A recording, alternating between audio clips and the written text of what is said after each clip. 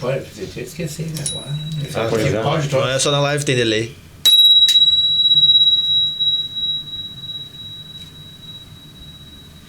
Começando com boas energias aí o nosso episódio de número 27 E com cheiro de pizza. do podcast Os Imóveis. Só o cheiro, né? Que a pizza ficou lá fora, né? Mas tudo bem. Ah, não, acordei. Então, podcast Os Imóveis, episódio número 27, no dia 27 de fevereiro. Olha só, isso aí é um sinal, né? Sinal que o Inter vai ser sinal. campeão. É, Vai ser campeão. Muito bem do que, que- mas pode ser um sinal.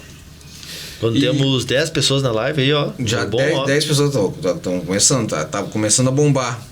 Então, pessoal, sejam muito bem-vindos. Obrigado pela presença de todos, por nos acompanhar em mais um episódio nosso. O nosso quarto episódio, é o 27º da história, né, do podcast. Da nossa carreira de podcaster. Mas é o quarto da nossa série A Mente do Corretor. Quarto e último, né? Quarto e último, fechando em grande estilo, né, com o Dr. Roberto Nicola, que está aí nos acompanhando hoje, né. Primeiro deixa eu te apresentar a mesa, depois a gente vai apresentar o nosso convidado, Tá mas dando algum retorno aí. tô sentindo um pouquinho de retorno, mas tá bom. Então, dando sequência aqui me perdi completamente. Agora vamos comentar de Se novo. perdeu porque o cara nunca vem, né? Mas nem sabe como é que apresenta. O cara não veio esse ano ainda. E aí, agora apareceu aí. Do nada se dignou com Meu, não veio o ano todo, cara. Por isso perdeu. Sem falar nada, tu viu? Do nada ele chegou e a culpa é do Marcos. Do Marcos, alguém tem que levar a culpa. E eu né, acho que ele ia apresentar o Jean primeiro, né? Não, ele começa na ponta. Ele começa, cara, do nada. Eu vou começar por quem tá na ponta. Meu amigo. É o Marquinhos. Bem-vindo, Janzito. Janzito, tudo bem, carinho? Muito obrigado, eu sou Jean Xavier, então, franqueado da Auxiliadora Predial, né? No bairro Maitá. Travou. Tu não quer xingar ele também, cara? Meu, vai, Por favor, essa apresentação, segue, cara. continua, né? Também faço parte da diretoria da Soci de Canoas. Estamos aí para compor a mesa e aprender mais um pouco. E o verde e vermelho é por causa de domingo ou Cara, homenagem? vermelho é saúde, cara. É isso aí. E ao lado do Janzito, hoje, prestigiando a gente no podcast, nosso amigo Marcos. Cara, eu ia dizer que é um prazer estar aqui, mas olha como é que eu sou recebido. Cara, o prazer é Sim, todo nunca teu. vi, cara. Nunca vem. Nossa. Não, mas é um prazer estar aqui, né? Mas é isso aí, é porque a gente sente sua falta, cara. Assim, é um muita prazer saudade. estar aqui, com exceção o Lucas. O Lucas é brabo de aturar. Mas, bom, meu nome é Marcos, eu trabalho aí com o Freitas, com o Lucas, né? Faço a gestão de aluguel das agências dos amigos aí. E realmente é um prazer estar aqui, apesar da agressividade da recepção. Né? esse é Eu uma gosto bruta, muito né, de cara? participar Esse é do uma podcast. bruta. É que tu não sabe como é que foi o dia do rapaz, né, cara? Tu tem que ter- né, tem que- Pode ser um momento de desabafar. Quer falar mais alguma coisa? É que tu não conhece sistema bruto, cara. Sistema bruto é isso aí. É o estresse. O estresse é isso. Né, Luquinhas? Bem-vindo, aí. Lucas. Obrigado. Então, gente, sou o Lucas, gerente lá de Canoas, lá junto com o Freitas, e de Florianópolis, aí Santa Catarina. E estamos aí para mais um podcast aí com os amigos aí. E eu sou Carlos Freitas, franqueado da Auxiliadora Predial. E quero agora apresentar, então, aí sim, o nosso convidado de hoje, o Dr. Roberto Nicola, que é médico psiquiatra com atuação em psicoterapia, formado na UBRA. Fez também a Fundação Universitária Mário Martins em psicoterapia e psiquiatria, perdão. A leitura é forte do pessoal do podcast aqui. Pegou a doença do Jonas. Do Jonas, E psiquiatria do esporte, onde ele não tá, eu tô fazendo as vezes dele. Tá honrando. Né? Também formado em psiquiatria do esporte, certo? É isso? Medicina do esporte com atuação em psiquiatria do esporte. Dá pra ver que o pessoal Medicina do conhece esporte com atuação em conhece psiquiatria bem, do esporte. Eu bem, O que ele anotou ali? Eu acho que ele não anotou nada. É uma receita de massa. É que ele chegou a pizza bem no momento. Eu acho que Atrapalhou ali o... Vamos cortar essa água aqui, essa água não tá legal. Essa aguinha. especializar em acho que ele 3 viu ali que queijos com pingou ali, ó. pepperoni. Andréia Freitas na live dele já se banana. Já me tremo todo. E médico das categorias de base do Grêmio e atua também em consultório, né? Atua em consultório também, Dr. Roberto Nicola, bem-vindo. E também presidente do nosso futebol de segunda-feira lá, presidente do nosso futebol de segunda. Então, muito obrigado por ter nos dedicado esse tempo aí. Obrigado por estar com a gente hoje aqui. Carlos, é um prazer estar aqui com vocês essa noite. É um prazer estar com todos vocês, né? Lucas, Marcos, Jean, é um prazer estar aqui. Vamos falar um pouquinho hoje sobre algumas questões, né, dessa série, da quarta, né? E vai ser um prazer aqui conversar com vocês. Eu já vi os outros programas, foi divertido, dei bastante risada e espero que seja divertido hoje também. Tá prometendo, já começou animado, o programa já começou pegando já. E todo mundo desconcentrado, eu desconcentrado. Tu fala por ti, né? Marcos desconcentrado, Janzito desconcentrado. Ele já quer incorporar todo mundo na falta de atenção dele. Tô parecendo o René. Tô parecendo o René jogando, mas tudo bem. E começou com um gol contra. Que bárbaro. Bom, então, apresentada a mesa, pessoal, trazendo para quem está nos acompanhando, né? O objetivo do nosso podcast é falar do mercado imobiliário, é falar do corretor de imóveis, da vida do corretor de imóveis e trazer o lado humano dessa relação, né? Mostrar para as pessoas que existe um lado humano do corretor, que o corretor ele tem sentimentos, ele ri, ele sofre, ele tem ansiedades, ele tem euforias, alegrias, como qualquer outro ser humano.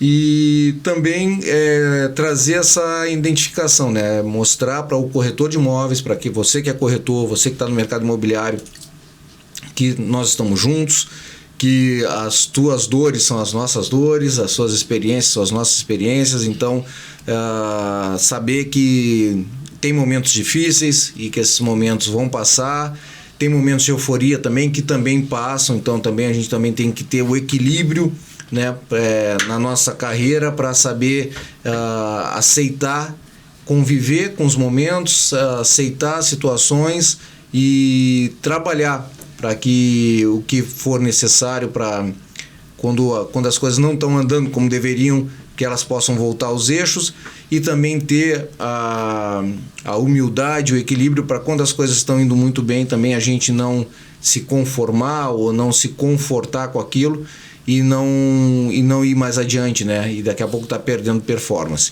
Então, durante todos os nossos episódios a gente fala bastante disso, a gente traz algumas informações, traz brincadeiras, traz atendimentos bizarros. Hoje esse quadro vai estar de novo de volta, né? Então, sempre com a ideia de humanizar essa relação do mercado imobiliário, do corretor, e um pouco de informação, né? Um pouco de informação técnica, de informação de mercado, né? E, enfim, esse é o nosso objetivo hoje. E eu quero começar então o nosso episódio como a gente faz quando tem convidado. Vou te chamar de Nicola, tá? Nicola, que é o que a gente está mais acostumado. Nicola, a gente quando traz um convidado aqui, a gente sempre pede para ele falar do lado humano dele. Dentro disso que eu falei agora do nosso objetivo, a gente conhecer quem é a pessoa do Nicola, né? A gente falou aí do currículo, foi apresentado o currículo, perfeito, tem o profissional, né? Mas quem é o Nicola, né? Por trás do psiquiatra, do integrante lá dos quadros do Grêmio Futebol Porto Alegrense, quem é o Nicola? Fala um pouquinho pra gente aí de ti.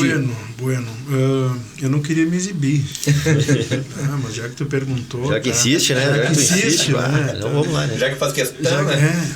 Eu vim de Santiago, já me exibindo.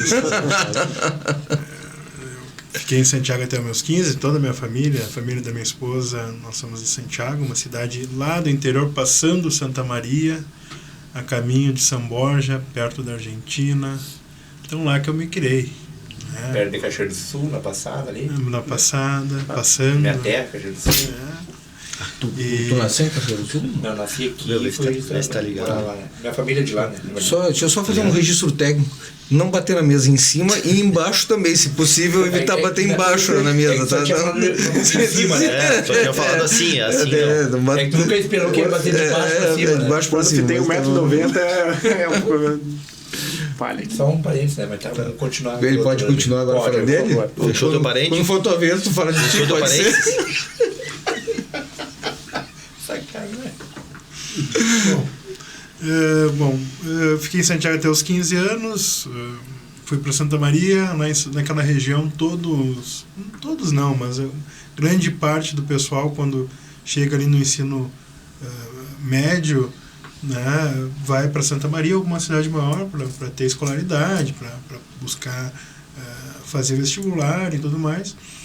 E eu fui para Santa Maria, fiquei em Santa Maria, fiz colégio, estudei, e depois vim passar aqui na Ubra, em Canoas, onde que eu vim morar. Meu irmão veio logo em seguida, então isso foi meio meu trajeto, né? E, bom, no interior a vida é muito simples, é muito, muito tranquila. E lá, desde cedo, né, tinha a Copa Santiago de futebol. Copa Santiago. É verdade, uma Copa importantíssima. Importantíssima, agora faz 2 anos que anda a parar. E lá tem a questão do futebol, nós reuníamos para ir ver futebol e tudo mais. Jogamos futebol ainda, né, na turma de segunda. Nunca tentou a Copa? Oi? Nunca tentou a Copa Santiago? Como jogador, não. Como jogador, não. Mas depois eu voltei com o Grêmio lá. Mas como jogador, não. Vi o Ronaldinho Gaúcho jogar a Copa Santiago.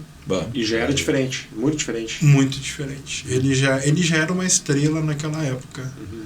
Então, todo mundo ia pro estádio ver o Ronaldinho Gaúcho. E ele esculhambou a Copa Santiago de futebol juvenil. Ele fez o que ele quis. Tive um time lá de São Paulo, que era que levou 16-0, acho, do Grêmio. O Ronaldinho fazia 14 de tudo. Ele revirou. E 2 assistências. Então, tem tudo isso. Eu tô levando a conversa mais no futebol, né? Mas só para chegar lá na frente depois, né? Na questão do Grêmio. Mas fiz medicina, formei. Meu irmão também veio para cá, minha irmã. E...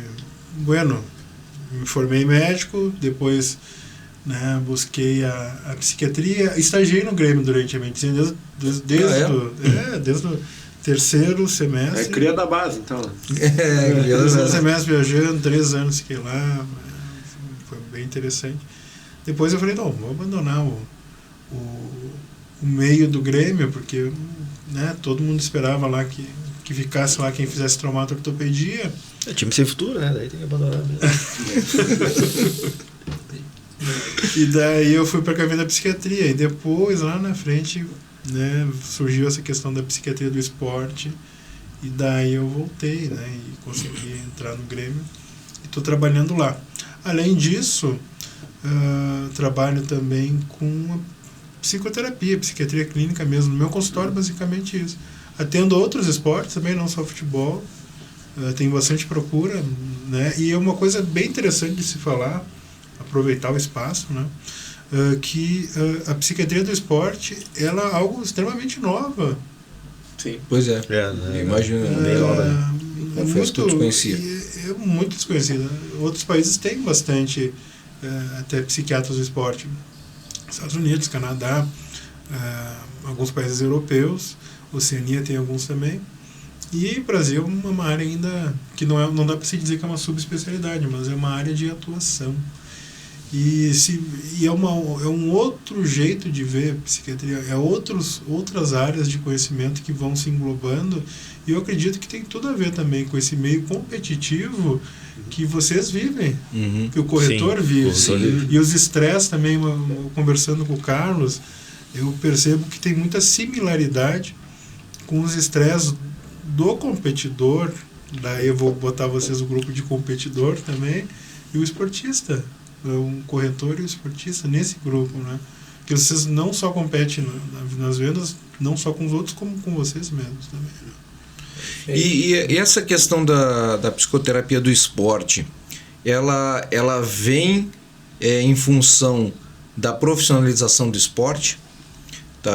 A profissionalização do esporte aumentou a competitividade e o estresse no ambiente esportivo e acabou gerando essa demanda pela psicoterapia? Assim, a demanda da saúde mental sempre existiu no esporte. O esporte está com certeza muito mais profissionalizado hoje, com certeza, né? Mas a demanda sempre existiu. E ainda é um tabu a saúde mental em qualquer esporte, seja ele futebol, vôlei, basquete, esportes olímpicos, né? Eu atendo modalidades paralímpicas, olímpicas, e é um tabu, é algo difícil de tratar hoje.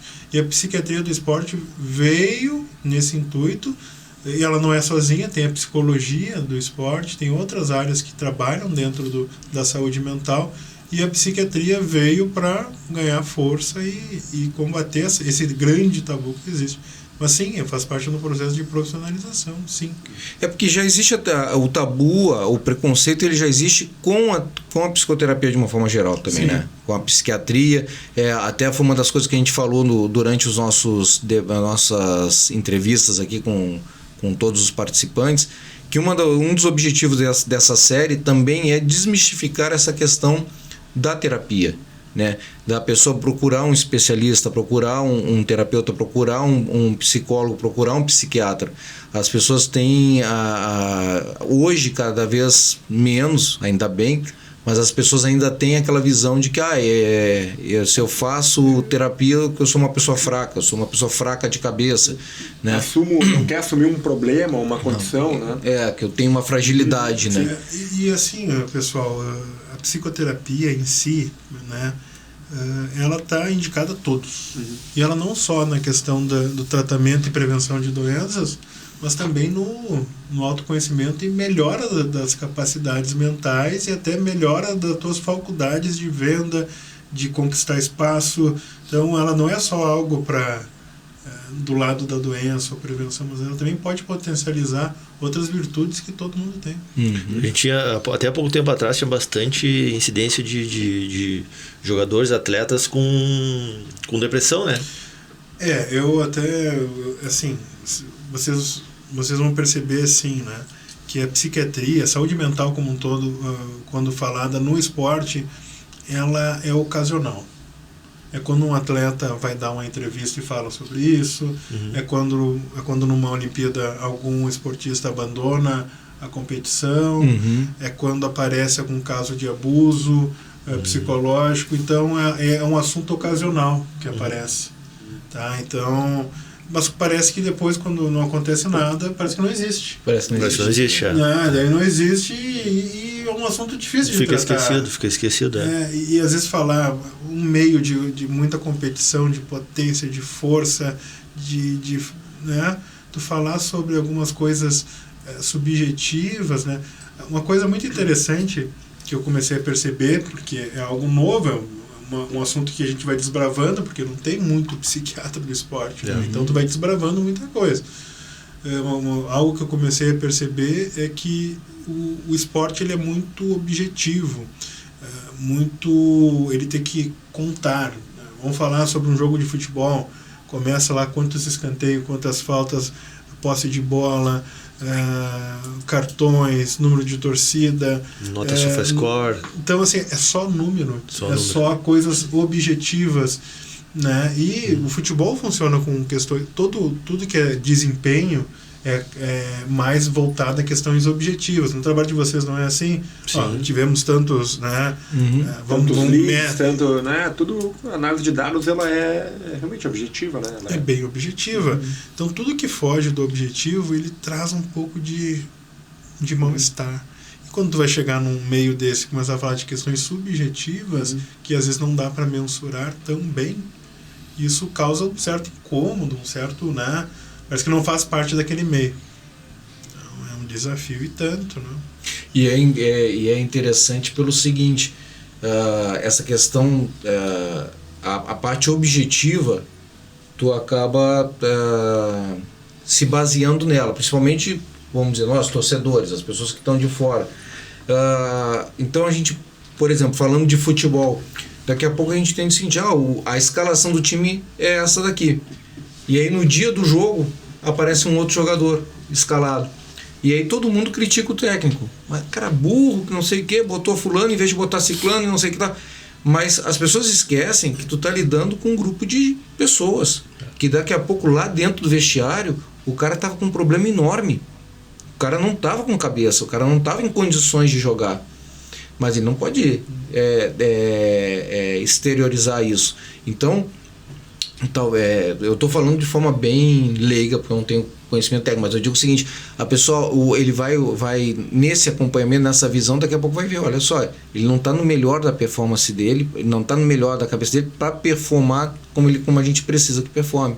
Então daqui a pouco é melhor deixar ele no banco, entrar num outro momento no jogo, botar o outro atleta, né? Acredito que isso aconteça muito por trás das cortinas lá. Sim, né? tem uma outra visão também que atrapalha nessa questão do tabu, da adentrada do psiquiatra do esporte, assim como psicólogo, né, do esporte, nesse mundo, é que tem-se uma ideia que esses profissionais, de alguma forma, vão pegar o atleta e falar, não, tu não pode sofrer, ou tu tem que fazer assim, vão super proteger aquele atleta, né, para que ele não sofra com os estresses da atividade dele.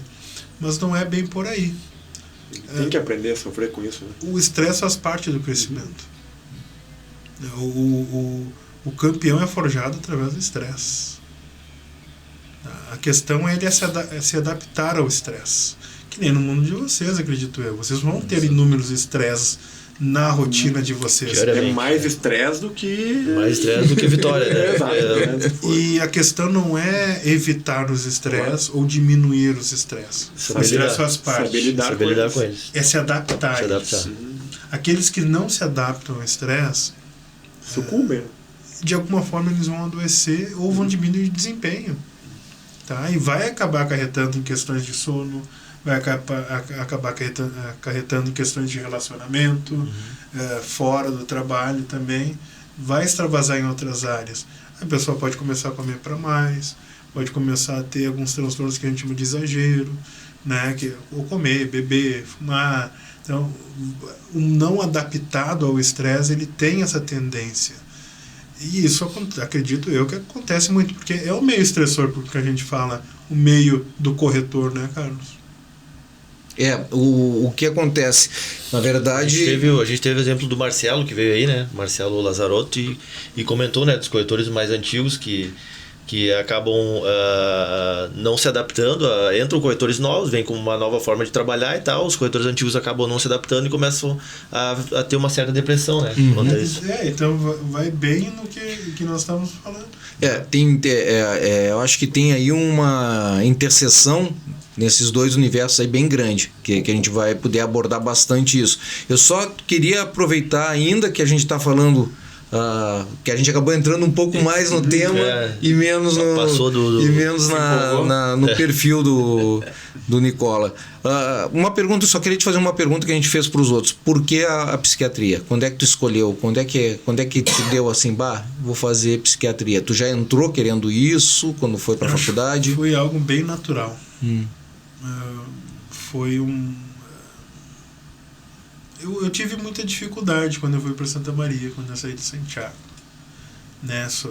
Tive alguns problemas de não adaptação. E ali eu acho que eu conheci um pouquinho de algumas questões da psiquiatria em si. Né? E eu pude vislumbrar esses profissionais que trabalham com essa área. Mas nunca pensei naquele momento em fazer psiquiatria. Mas foi algo tão natural na minha trajetória que eu nem sei se eu pensei assim, eu só fui... Tinha um amigão meu que entrou junto comigo, ele queria fazer psiquiatria e eu queria fazer cardiologia. No final da faculdade ele fez cardiologia e eu fiz psiquiatria. Trocaram. Imagina, vai. Já sabemos quem ficou rico dos dois, né? Qual dos dois que ficou rico ali, né? Exatamente. E essa questão que o estágio no Grêmio veio por um acidente, ou tipo assim, não, pai, eu quero trabalhar na área esportiva, vou buscar fazer o estágio já em algum clube, alguma coisa assim. Como é que aconteceu isso? Bom, na faculdade eu sempre tive essa questão do esporte, sempre quis estar próximo. O Grêmio é meu time que eu torço e tudo mais, então sempre teve aquela atração, né? E tinha um veterano nosso que estagiava, e em alguma dessas conversas ele citou, estamos precisando de estagiários lá. E eu prontamente, né? Me candidatei. Juntou tudo ali. Juntou tudo. Eu fui numa época assim, pessoal, que o estagiário não tinha direito nenhum. Só tinha o direito de trabalhar. Só o direito de trabalhar. Hoje tem? Tem um monte. Tem salário. Eu não tinha salário. Depois, no meio do processo, começou a ter salário. Então, mas a gente ia lá porque a gente gostava mesmo de estar junto, né? Lá no tempo do Olímpico. No Olímpico ainda. Saudoso, imagina só. Então, mexeu muito comigo, assim. Mas eu já sabia que eu não ia fazer traumato-ortopedia, não ia fazer medicina esportiva. Mas tu começou nessa área? No estágio, o estágio você não trabalha só especificamente com a questão da traumatologia e nem com a medicina do esporte. São áreas importantes, só que tu vai entrar muito na questão clínica. Lá o jogador chega gripado, o jogador tem amidalite, o jogador tem algum problema clínico e também vai ter dor no joelho. Tem os profissionais lá que ensinam, na faculdade tu vai aprendendo também. Então tu começa a aprender a fazer o exame de joelho, fazer uma anamnese voltada à questão da traumatologia e tu vai aprendendo aos poucos com aqueles profissionais. Eu peguei bons profissionais lá dentro. Mas ainda era de uma forma generalizada, assim. Era generalizada, mas voltada, sim, a questões do esporte, como a traumatologia. A remuneração do estagiário era o aprendizado, né? Era o aprendizado. Daí eu nunca vou esquecer, tinha umas viagens que é tipo categoria 13, 14 anos que nenhum médico queria fazer, né? Daí tinha uma em Roca Salles, 2 semanas. Tinha uma competição importante lá, e eu acredito que até hoje tem, acho que é a Copa Amizade. E naquele tempo mandava o estagiário. Nós fomos para um convento de padre. Não tinha TV, não tinha internet. 2 semanas. Isso é concentração, retiro, né? literalmente. Concentração, né? E nós íamos dando risada e felizes. Mas foi intencional, só pode, né? Concentração, né? É verdadeira concentração. Essa o Romário não iria. Não, ele daria um jeito, né? Nem o Ronaldinho. Mas temos bastante coisa aí para atrelar depois, né, nessa relação dessa experiência esportiva que a gente tá conversando. Tudo ali fora, o Jonathan, ele tá... Se a gente continuar na live, é tá meio estressado. Estressado lá fora, mas tudo bem. Então, nós vamos fazer um intervalo agora de 1 minutinho, só para trocar a bateria, recalibrar os copos aqui. Vamos botar a live no mudo, mas não saiam daí que a gente já vai voltar, tá? A gente já volta e tem bastante coisa interessante para desenvolver desse assunto. Tem também um atendimento bizarro que o Marcos vai contar. Tem bastante coisa pra gente desenvolver com vocês. É rapidinho.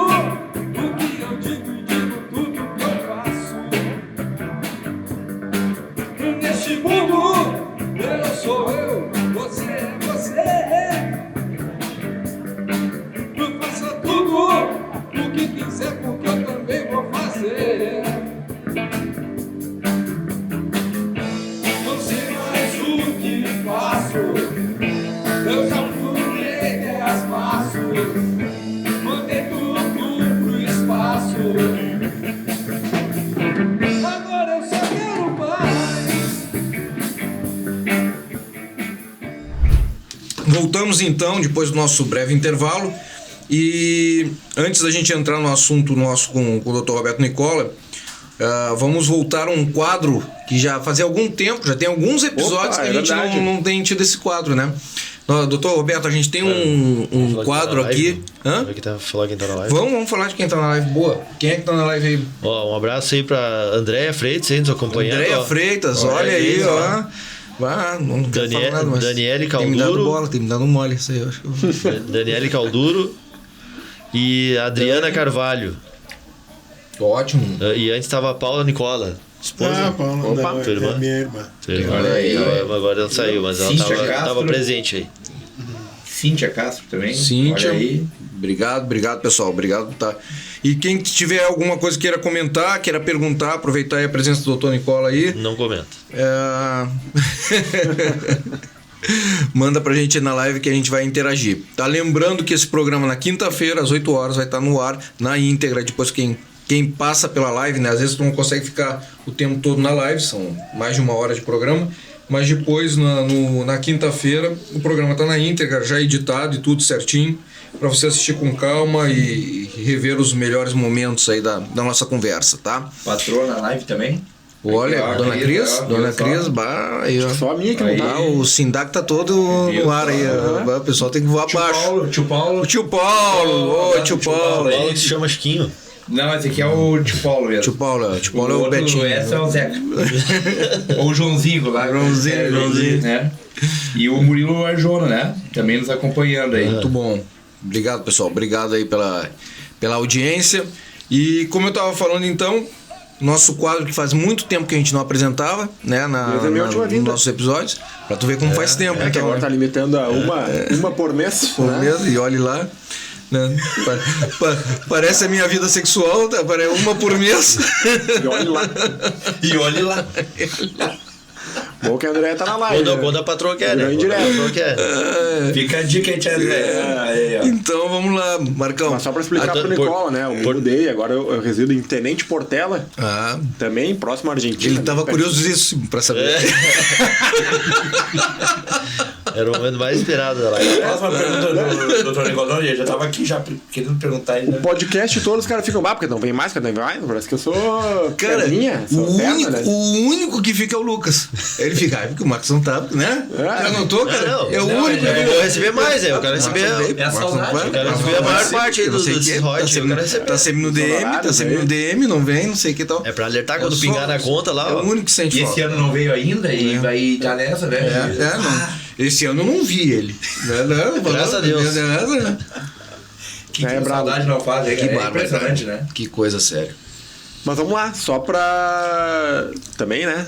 Mostrando, só pra falar pro Nicola, né? Mas a gente tem um quadro que se chama Atendimentos Bizarros. Que a gente, enfim, compartilha atendimentos, às vezes nossos, às vezes de outras pessoas que compartilham conosco. E eu atuo no aluguel, né? E o aluguel ele é aluguel riquíssimo. tem bastante história. Tem bastante material. Tem bastante material, é uma Dá pra fábrica. escrever um livro, viu? Dá, mas com certeza. Tranquilo aí. Né? Mas vamos lá. Hoje o atendimento ele é bizarro. Talvez ele não seja tão engraçado. Normalmente a gente traz coisa mais engraçada, né? Mas enfim. Na verdade, isso foi até comigo. Eu fui mostrar uma cobertura aqui no Santana. Isso faz bastante tempo. E beleza, chegamos ali no prédio, né? Mostrei ali a parte de baixo. A gente foi até o imóvel, né? Primeiro a parte do primeiro andar. E era um casal com dois filhos ali de uns 5, 6 anos, eu diria, não mais que isso. Mas eram duas pestes, assim, não paravam um segundo, né? E daí, enfim. Bem normal. Não era mais as crianças que estavam ali, era outras pessoas já. Era um Tava encostado ali. mini alguma coisa. demônio ali. Mini Tasmania. Mini Tasmania, é. E daí, beleza, mostrando ali a parte de baixo da cobertura, né? O térreo da cobertura. E as crianças corriam pro lado e pro outro e pulavam na escada e não sei mais o que, não sei mais o que. E normalmente os pais, quanto mais demônio é, mais tranquilo ele é, né? Tipo, cair no mundo assim e eu pensando, nossa, se alugar, coitado do vizinho de baixo. Né? Mas tudo certo. E beleza, daí a gente subiu pro segundo andar. Cara, o segundo andar era um baita de um terraço, assim, um terraço grande, né? E daí a gente entrou. Daí daqui a pouco era um casal de mulheres, elas já olharam, a gente vai ter que colocar alguma grade aqui, subir a mureta. A mureta é muito baixa. Tranquilo, eles foram olhando, coisa linda e não sei mais o que. Nisso uma delas falou assim, cadê o Pedrinho? Ah, meu Deus do céu. Ah, No que a gente, assim, foi com essa cena de filme, assim, ó. Todo mundo olhou pra trás na mesma hora. O Pedrinho já tá com uma perna debruçada no terraço. Na mureta. Na mureta. Né? Na pra mureta. subir já e. Cara, e ele já tava metade do corpo na mureta. E ela deu um grito, mano. Deu um grito assim, tipo, bah. E o guri, por sorte, ele pulou pra trás, Pra não pra trás, frente. não pra frente. Pá. Na Quantos hora. metros era ali? Cara, era, sei lá, 4º, 5º andar. Entende? E a mureta era isso aqui, pouco mais que isso. E o prédio, o apartamento, eu acho que era quarto. Não. E nisso, ele voltou e a mulher que deu, a moça que deu o berro, ela já sentou no chão e começou a chorar. E eu, meu Deus, assim, né? E daí eu tentando acalmar e tal, tipo, pô, calma, né? Dos males menores, não deu nada e tal.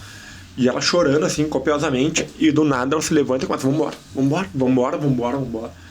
E, cara, foi assim, uma montanha de... Não, foi uma montanha de emoção, assim, porque foi... Eu até comentei pra Liz, pra minha esposa, depois eu quase que fui parar no Clicker RBS aqui, em alguma coisa, porque imagina, né? Mas, cara, foi um negócio muito, muito bizarro, assim, foi cena de filme, assim, todo mundo olhou e ele já tava com meio corpo pra fora, assim, tipo... E a mulher chorando, falou, vamos embora, e o Marcos, a senhora vai querer alugar? Não. Vamos fazer a ficha? Vai mandar a documentação pra reservar o imóvel? Sempre tem a redinha, né? Eu ia fazer uma piada, mas não vou, né? Deixa assim. Mas não é o imóvel mais apropriado para esse tipo de situação, né? Tá louco? Uma cobertura. Não. Se os guris são desse jeito, pedir para ter problema, né? Mas assim, foi esse aí, até não tinha falado que eu achei ele. Não, esse não. Cara, na hora, assim, foi um negócio de louco, assim, porque foi muito... Todo mundo olhou, assim, era nós três e a outra criança olhamos, assim, e ele tava assim, já. Quantos anos ele tinha? Eu acho que uns 5, 6, não mais que isso. Era criança Espoleta. pequena. Espoleta total. E daí, quando ela deu o grito, ele pulou pra trás, assim, né? Mas foi um atendimento bem... Tem uns anjos bem que protegem bizarro também. Mas então tá, Marcão, obrigado aí pela história de hoje, atendimento bizarro. Esse é um quadro que quem tá vendo a gente aí, depois quiser mandar pra gente histórias e tal, a gente conta aqui, se quiser falar também fica à vontade. E tem bastante conto aí pra... Né, a gente já achou armamento dentro de armário, aqui, né? Eu já contei aqui o meu atendimento do Ponta da Figueira. Da Figueira. Contei, né? Então Não só aqui, já quando fui no lodo, né? lugares, Aqui também, né? Então esse já foi, né? Que afundou no lodo. Do seguro da casa. Seguro tudo. Eu posso contar uma, não? Claro. O dos gatos, Essa né? que é a ideia. Os gatos, Não é a bem mulher dos 20 e poucos Na gatos. verdade. Era um vizinho bizarro. Vizinho bizarro. Pode ser, não? Não sei, vai. Tu vai falar nomes? Porque Não, tem essa mania, né? De falar nomes. Sem nomes, endereço. Não vou falar, porque Instagram eu não e sei tal. se ele tá preso ou tá solto. Então, na dúvida...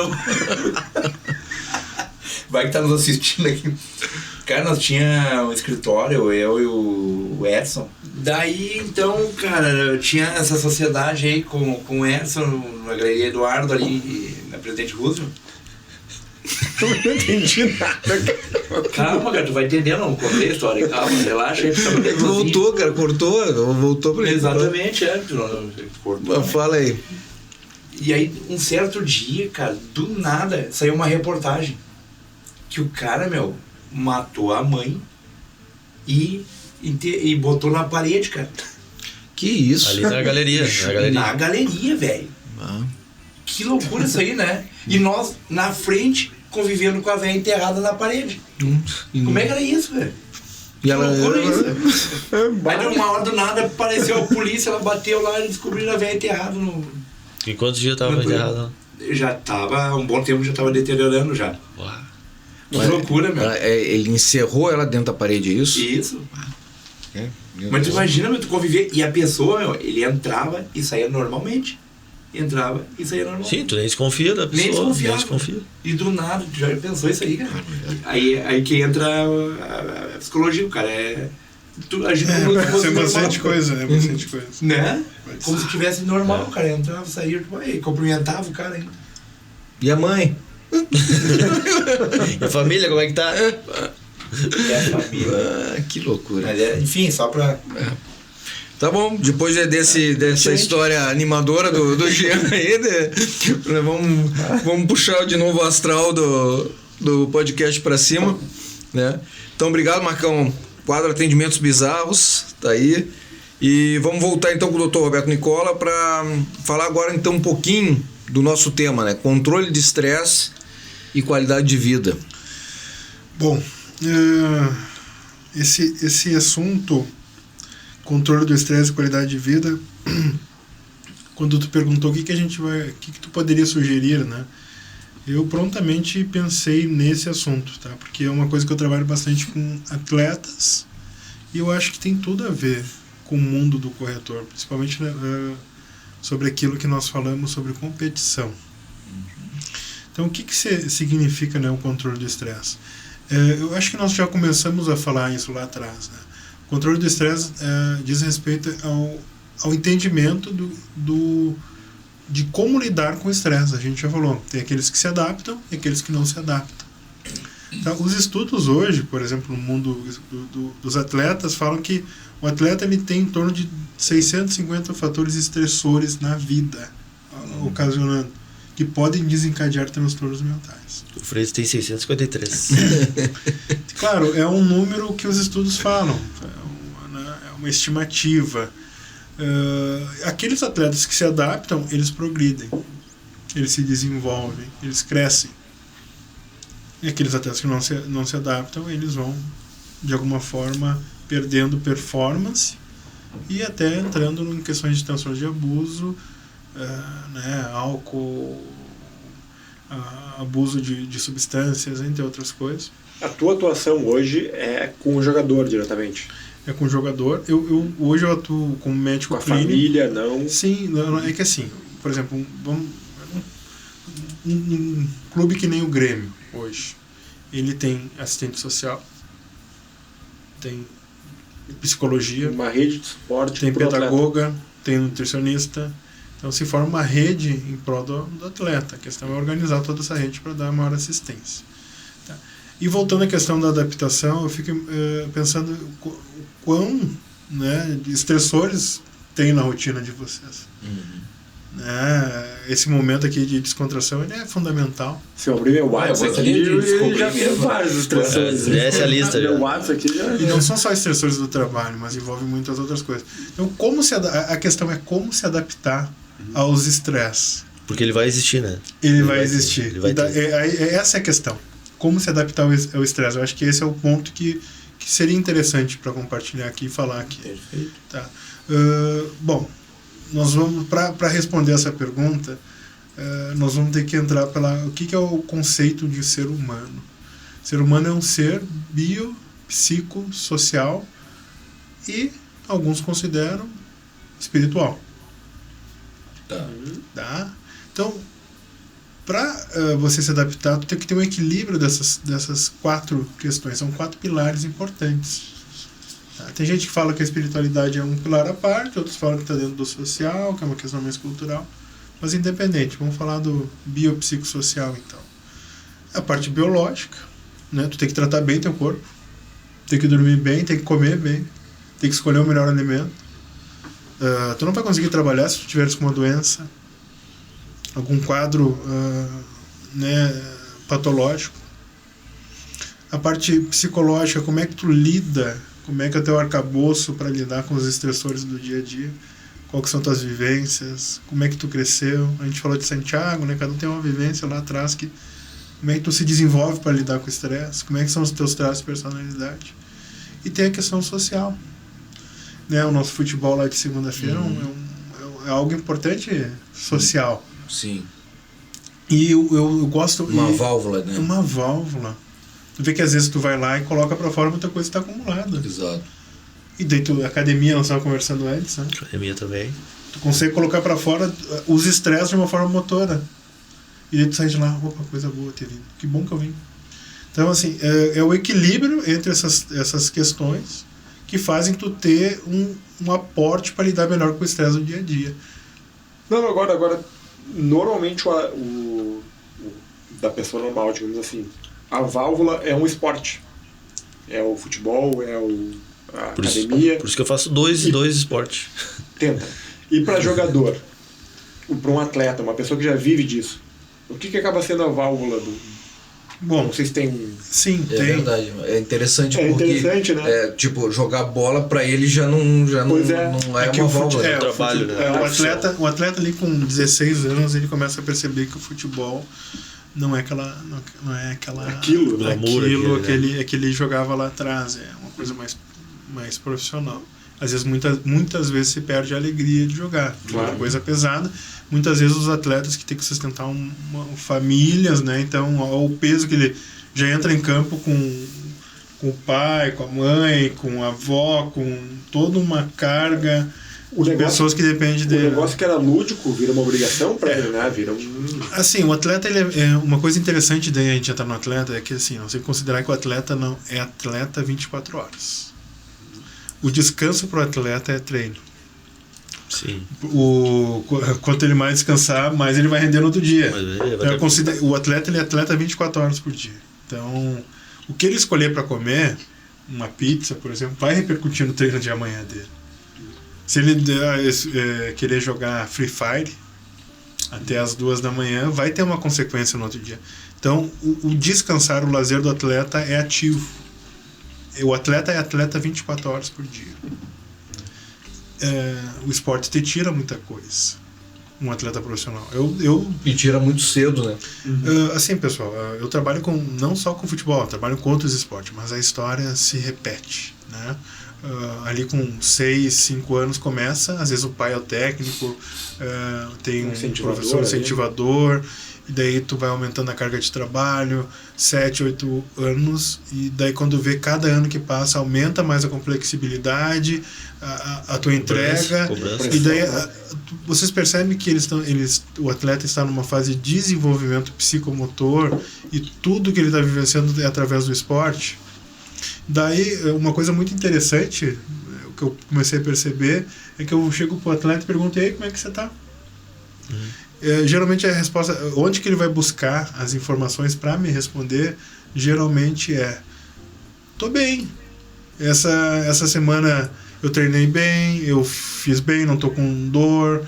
Então, ele, para me responder se ele está bem ou não, ele vai pesquisar na área de desempenho dele. Entendi. Ele não vai pesquisar se a família dele tá bom, se ele tá com os amigos bem, blá, blá, blá. Não, ele vai pesquisar se ele tá se sentindo alegre, se ele tá se sentindo triste, não é... Isso daí dá para nós trazer até no mundo, na vivência de vocês, né? Muitas vezes alguém pergunta para vocês se vocês estão bem, vocês vão trazer, será que eu cumpri minha meta esse mês, eu tô vendendo bem, eu tô assim, eu tô assado, tô pagando, tô dentro daquilo que eu esperei, que eu prospectei. Vai depender do número de vendas que o cara fez. Tu começa a mensurar o teu bem-estar pelo teu desempenho. E é verdade mesmo. Tu começa a mensurar se tu tá bem ou não através do teu desempenho. Então tu vira uma peça de desempenho. E às vezes quando tu não tá desempenhando bem, o que acontece? Vai pra reserva e coloca outro que tá melhor. Então é uma vida complicada, né? Então tu não se permite sentir no esporte, por exemplo. Tu não se permite sentir. São raros os atletas que vão te falar que eles estão sentindo o mundo subjetivo deles. Eles vão falar mais do mundo objetivo deles. Às vezes o atleta não entende muito bem o que ele está sentindo. E o papel do psiquiatra e do psicólogo, às vezes, é traduzir para o atleta, mais louco, isso pode parecer para nós, o que ele sente. Tu é a legenda. É a legenda, muitas vezes. Porque como é que o atleta sente? Às vezes ele está triste e não sabe que ele está triste. Ele começa a sentir uma dor na panturrilha. Ele começa a sentir uma dor de cabeça. Ele começa a perceber através do desempenho que ele não está bem. Através do corpo dele vai mostrando que ele não está bem. Dentro da psiquiatria a gente chama isso de somatização. Então tu vai tirando. E sabe qual que é o jogador que mais sofre? Geralmente, né? Eu não estou falando uma verdade absoluta, né? Que fique claro, mas a tendência é o jogador que mais sofre, aquele que pensa, aquele que cria. Geralmente é o jogador central, cerebral. Geralmente o 10 é o que mais sofre. Porque ele tem que pensar. O jogo não é óbvio para ele. Ele tem que criar o jogo. Então ele começa a pensar. E aquele que começa, né? Aquele que começa a pensar começa a sofrer mais. Começa a ter mais dúvida, começa a sentir mais. Não é o automático. Né? O lateral, por exemplo, eu vou fazer um estigma, né? O lateral, ele às vezes tem que correr lá no fundo e cruzar a bola e voltar marcando. Não tem muito mistério. E quando não faz isso, tira e bota outro que faça melhor. Estou falando no futebol porque é mais ou menos a minha vivência do futebol. Exatamente. Então, ele não tem que pensar muito. Então ele não sofre tanto. Ele só tem que desempenhar. Mas faz todo sentido, né? No campo da corretagem, campo de futebol. Cara, eu vejo muita coisa parecida. E às vezes os problemáticos são os que queriam mais, né? Sabe que é só um parênteses, essa questão da dor. Quando eu perdi meu pai, eu fiquei com uma dor muito grande nas costas, aqui perto mas durante muito tempo. Não tinha o que passasse, assim, sabe? Era uma coisa assim, impressionante. Uma dor, até que eu não me lembro quem foi o médico que conversando, eu expliquei, falei, não, foi depois que eu perdi meu pai, mas eu não carreguei o caixão dele com esse lado, eu carreguei com esse lado e eu não senti nada e tal. Não foi um psiquiatra, mas foi um médico que chegou e falou, era até um ortopedista, até porque não me passava aquela dor. E ele falou que era tipo um luto, que eu tava pela perda dele. Então, só quando passasse o meu luto é que aquela dor ia passar, porque fisicamente eu não tava com nada, não tinha tido problema, não tinha tido. E às vezes um colega de vocês que não tá muito, digamos, vamos supor aqui, um colega que não tá bem, que não tá fazendo venda, que diminuiu o desempenho dele, que vocês vão chegar pra ele, cara, tu tá bem? Uhum. E daí ele vai se ligar, opa, será que eu tô bem? Então ele tá se faltando muito, vai gerar dúvida pra ele, e daí ele vai começar a ver a vida dele de fora. O que tá acontecendo comigo? Meu casamento não tá legal, poxa, eu tô acima do peso, não tô fazendo esporte, e aí, eu não tô curtindo meus filhos. Então, daí começa a aparecer outras dúvidas, né? Daí, opa, alguma coisa não tá bem. Né? A ansiedade de não entrar cliente, de não fechar a venda. Exatamente. Daí, às vezes, aparece no desempenho, aparece... Eu vou te dizer assim, algumas coisas que eu acho que a gente tem alguma semelhança, né, entre a corretagem e a questão do esporte, tá? Uma delas é que o esportista, hoje ele pode estar numa euforia muito grande, porque ele teve uma vitória fantástica, e daqui a 2-3 dias ele está deprimido porque perdeu um jogo, perdeu um campeonato, perdeu uma decisão muito importante, né? E daqui a pouco o esporte dá a oportunidade para ele, daqui a alguns dias já está de novo num ciclo positivo de otimismo, porque ganhou uma competição, ou ganhou um jogo, ou ganhou uma outra competição que estava e tal. E a gente aqui também tem muito disso, a gente alterna momentos de euforia e de depressão, né, de tristeza, de forma muito rápida. Acontecem coisas assim que daqui a pouco, no decorrer do dia, tu alterna de estar extremamente feliz para extremamente triste. Isso é muito difícil para o equilíbrio emocional, né? Uma outra coisa também que eu vejo bastante semelhança é na questão do preparo. E aí, falando, por exemplo, né, a tua experiência que está num dos maiores clubes do Brasil, porque o esporte também tem uma coisa, né? A gente pega muito referência ao esporte que a gente assiste, que são, no caso, os grandes clubes, os grandes atletas, os grandes esportistas. Mas tem uma série de outros esportistas que estão em clubes de menor tamanho, em esportes não tão profissionalizados. Que é a grande maioria, né? Que é a grande maioria, né? Saiu um estudo em 2012 da CBF e ela divulgou alguns dados curiosos, tá? Então ela mostrou que em torno de 4%, em torno de 4% dos futebolistas registrados na CBF ganhavam um salário acima de 6 mil, por exemplo. Acima de 6 mil. Ponto do iceberg, né? A maioria precisa de um segundo emprego, tem que trabalhar de garçom, de cabeleireiro, né? Isso nós estamos falando no esporte mais famoso, que movimenta mais dinheiro. Evidência, Agora imagina lá um atleta da natação, do judô. Um atleta paralímpico, né? Poxa, uma coisa assim que tem que ser falado. Assim, eu acompanho a Paralimpíada. O Brasil é um fenômeno na Paralimpíada. Impressionante, né? E não é divulgado. Ele agora fez o dobro de medalha dos Estados Unidos aí no Pan-Americano. Não sei de certo, mas assim, pelo que eu me recordo, era o dobro ou mais. E não tem incentivo, não tem, né? Às vezes eu não vejo tanto incentivo nessa modalidade. E é o que os atletas me falam, né? Atletas medalhistas, né? E se eles não estão tendo tanto incentivo, imagina aquele outro que está tentando lutar. Sim.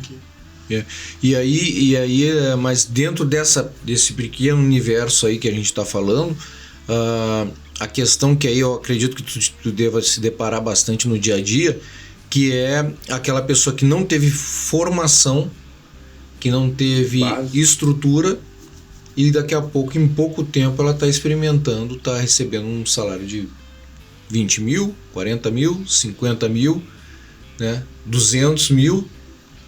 Então, como é que fica a cabeça daquela pessoa, né? Ontem a vida dela era de um jeito, hoje está completamente diferente, né? Como é que e isso serve para a gente também, porque o nosso mercado ele propicia a pessoa de ganhar bastante dinheiro.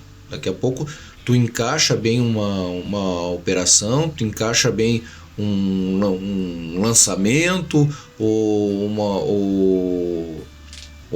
uma base de clientes, e tu começa a gerar um faturamento significativo e muda de padrão de vida. A gente já conversou aqui várias vezes sobre corretores que a gente conhece, pessoas que a gente conhece que tinham um padrão de vida e num curto espaço de tempo passou para um outro padrão de vida completamente diferente. Como lidar com isso daí? Principalmente se a pessoa não teve a preparação para aquilo, ela não estava preparada para aquilo. Uma coisa, vou falar de um exemplo que dá para falar, que é o Alexandre Pato. Alexandre Pato, ele teve uma formação, ele já tinha um padrão de vida e ele foi jogador de futebol. Claro, ganhou muito, muito dinheiro, mas ele já vinha dentro de um padrão, né? Eu digo, quando tu muda, né, o teu padrão de vida, tu vem de um histórico, de uma formação que não tava te preparando para aquilo. Como é que é isso, né? Olha, o que eu percebo, né? Não dá, cada caso é um caso bem específico, né? Então, se eu me permitir generalizar, assim, o que eu acho? O atleta tem que ver o âmbito dele, a formação dele, qual que é o contexto de vida dele, a formação familiar, a estrutura familiar do atleta, né? O tipo de empresário que ele acaba fazendo uma parceria, a estrutura de apoio em volta dele, a rede de apoio em volta dele. Então, tudo isso, nesse momento, é importante, né? Se o atleta não tá muito bem alicerçado, digamos assim, não tem uma coesão familiar, ele acaba se vislumbrando pelas facilidades, né? E daí vai encontrar os problemas, né? Que esses excessos acabam acontecendo, né? Então, cada caso é muito, muito particular, mas tem tudo a ver com a estrutura em volta dele, o aprendizado dele, né? Então, se ele tem uma boa rede de apoio, ele vai saber administrar muito bem isso. Se ele não tiver uma boa rede de apoio, ele acaba sucumbindo. Daí, como fazer para tentar evitar, para melhorar a condição dele para não sucumbir? Bom, tem dentro da psiquiatria do esporte um trabalho que se faz, que tu faz um plano de carreira com o atleta. E os estudos falam que tu tem que fazer isso desde cedo, na formação do atletas em formação. Tu vai trabalhando como ele vai... Isso daí em alguns países europeus já é feito. Essa preocupação que tu está referindo já é feita. No Brasil, como a psiquiatria do esporte ainda, digamos, está um pouco engatinhando ainda, né? E esse trabalho é muito bem feito também por psicólogos. Então, tu faz um plano de carreira com o atleta. Tu faz ele ter uma noção de como é que vai ser, se ele começa a dar certo, onde que ele vai investir o dinheiro, como é que ele vai fazer as parcerias dele.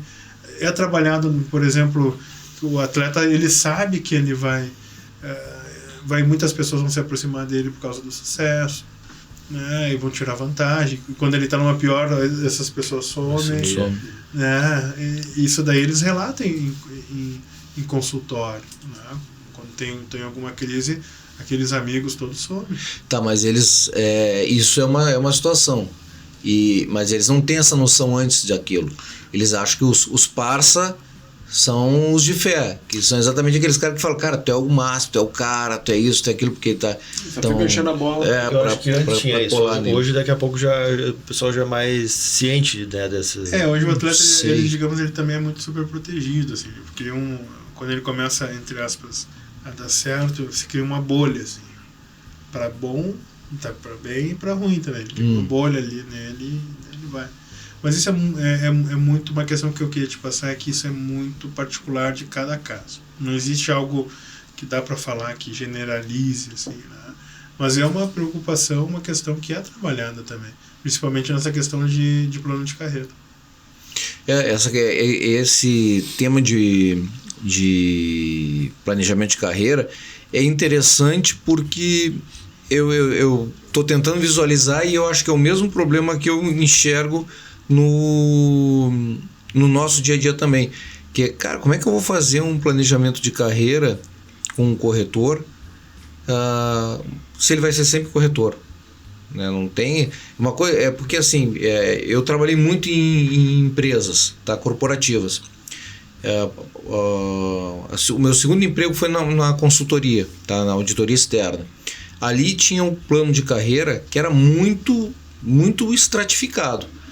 Tu vai entrar, tu vai ser assistente novo, primeiro ano, depois tu tem mais 2 a 3 anos para ser assistente experiente, até a empresa, era uma empresa americana, então ela tinha exatamente o seguinte: se tu não atingir um determinado patamar de avaliação até 2 anos, tu é demitido, entendeu? Tu tem que atingir um patamar de avaliação. Então, no máximo 3 anos, tu tem que ir a senior. Tu vai a senior. E aí depois tu tem mais 4 anos e tu tem que ir a gerente. Se tu não for nesses patamares, tu é descartado, tu é demitido. Mas tu tinha uma escalada de função, de valores e tal. O que se prega, né? É uma habilidade trabalhada com o atleta, ele construir metas na vida dele. E isso pode servir para todos. O corretor também ter metas, né? Ele imaginar como é que vai ser a vida dele daqui 3 anos, né? Imaginar, não que ele viva a partir daqui, só ficar vislumbrando os 3 anos lá na frente. Não, ele faz uma meta, ele faz uma visualização, cria uma imagem e começa a trabalhar aquelas etapas que ele vai cumprir. Dele ele se volta para o dia a dia dele e dá o máximo dele no dia a dia. Entendeste? E daí, em tempos ele vai vendo se ele está dentro da meta ou não. Então, é saudável, tanto para o corretor quanto para o atleta, ele saber se ele está indo naquela meta que ele construiu. Isso é fundamental. Isso é uma habilidade mental que a gente chama de visualização e construção de meta. Daqui a pouco um corretor teria que fazer isso em números, né? Questão de contrato, sabe? Objetivo.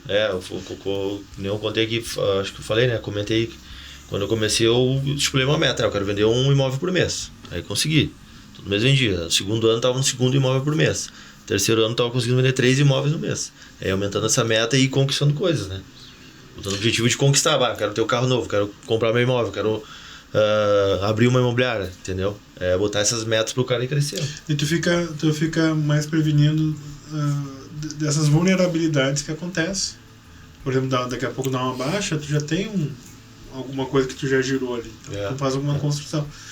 E uma coisa assim, voltando àquele assunto assim sobre a questão do controle de estresse, nós falamos sobre adaptação ao estresse. Mas como se adaptar ao estresse? Encontrando equilíbrio. Através da onde? Daqueles pilares que a gente falou que constituem o ser humano. Bio, psico, social. E podemos colocar o espiritual também. Uma coisa legal de se falar é que o espiritual é algo inato no ser humano. Tu pega várias sociedades, surge a espiritualidade. A religião foi inventada pelo ser humano. Então ela não é inata, digamos assim. Mas a espiritualidade sim é uma coisa inata. Então ela pode ser trabalhada, expressada também. Mas assim, pessoal, o que eu vejo assim quando tem problema de má adaptação? Quando existe um desequilíbrio. Por exemplo, vamos falar de um paciente que vem muito ao consultório concurseiro, ou estudante que está fazendo faculdade, né? que quer entrar na faculdade. Ele foca tanto naquilo que ele quer. Por exemplo, vários estudantes procuram atendimento porque, doutor, eu estou estudando 8, 9, 10 horas por dia, não tô com 2 anos que eu estou aqui Eu sei tudo isso, mas não tenho mais força, não parece que eu não gravo mais nada. Daí tu tem que falar pra ele que ele não tá conseguindo passar porque ele tá estudando demais. Tá estudando demais. Tem que dar um tempo pra cabeça. Porque assim, Descanso. e daí tu vai fazer um estudo daqueles caras que tem mais sucesso, aqueles caras têm uma vida equilibrada. Aquele cara que estuda bastante, mas também vai na academia, tem a bandinha de rock dele, Vida tem os social. amigos, tem vida social, se alimenta bem, dorme bem, às vezes viaja, agora aumenta um pouquinho de estudo quando tem alguma coisa mais importante. Então tu consegue manter um equilíbrio social, biológico e psicológico. E daí ele consegue ir além. Aquele que começa a tirar tudo para estudar mais, ele começa a perder muito desempenho. Perde desempenho. Isso serve Sim. para o futebolista, isso serve dentro dos corretores. Então acho que era essa a maior mensagem assim, que eu queria passar. Manter uma vida de equilíbrio. Uma vida equilibrada. Mas eu acho que nesse sentido aí... Josito, eu só vou te... Usar um pouco Antes de droga que tu, também, que tu fale, eu só beleza. vou te pedir uma licencinha, porque a gente vai ter que dar uma parada só pra não cair a bateria. O pessoal que tá na live, é 1 minutinho, a gente vai parar, já volta. E aí o Jean faz o comentário, a gente faz mais alguns comentários. Temos a piada do Jonas hoje, né? Então... É a piada do Jonas. Né? Ele Então, mandou? pessoal, Ele mandou um no WhatsApp? minutinho aí, a gente já volta. Vamos botar no mudo agora a live aí, a gente já tá voltando.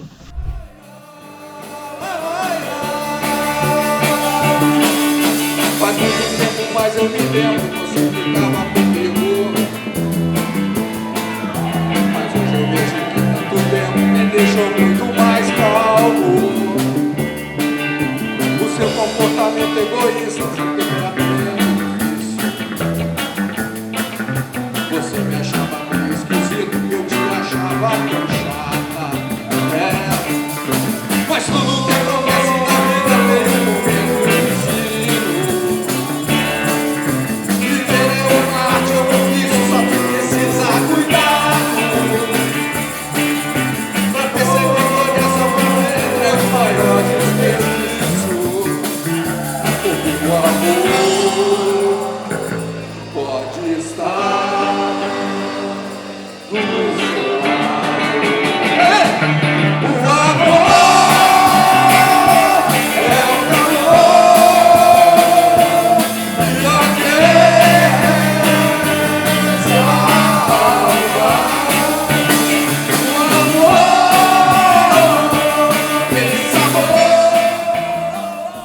Isso, voltamos para a última parte do nosso Tá com som? 27º episódio do podcast com som.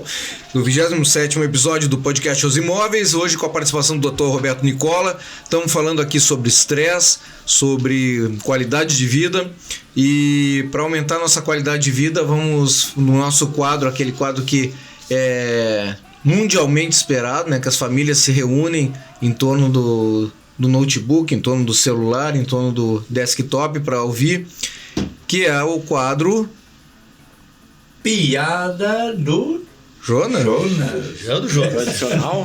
Ah, ué? Vai em slow motion, a piada do Jonas em slow motion. Não tem como substituir, né, Jonas? Ó, o Joninha. É que ele tá valendo. Aí, Não tem como substituir o Joninha, né, cara? Mas antes da piada do Jonas, quem é que tá na live aí? Entrou mais gente na live? Tem, Como é que tá tem. aí? Vamos mandar os abraços aí, pessoal. Rosângela aí, ó, nossa corretora Olha, Rosângela. Rosângela. Patroa tá online aí, ó. André Freitas aí, ó. Ó, tá Chegou. acompanhando a gente 100% direto. online. Andressa Freitas. Olha só. Marcação cerrada. Ah, Falta tá, a dona Naira aí. Tá o Kahneman e o Jeromel marcando aí. O Edson Kleber, Ó, o Xavier. Joãozinho. Tio Ó, o Joãozinho. Joãozinho. Ó, apareceu o tio João aí, ó. limpeza aí, Bah. Patroa do Jean aí também, a Cris. Abraço, Aí, ó. Cris. Dona Cris com E- a Laura assistindo também. E Isso aí, a Laurinha minha também. patroa também, que é nenhuma, né? Então não tá na live. Bom, Bom, deixamos assim então, né? então vamos pro quadro Piada do Jonas. Será que eu vou conseguir Ser suprir essa... tão engraçado como o Jonas vai ser difícil, Vai ser cara. difícil, Vai cara. ser Bah, o difícil. Jonas, Deus do livro, né? A cara do Guga, do Dr. Gustavo Bolognese, depois que ele contou, foi a melhor piada dele em toda a nossa história do podcast. E o Guga olhou pra ele assim, tipo... Tá aí. Acabou a piada. Era isso aí a piada. Se a gente rir, vai estragar o quadro. Não dá pra rir.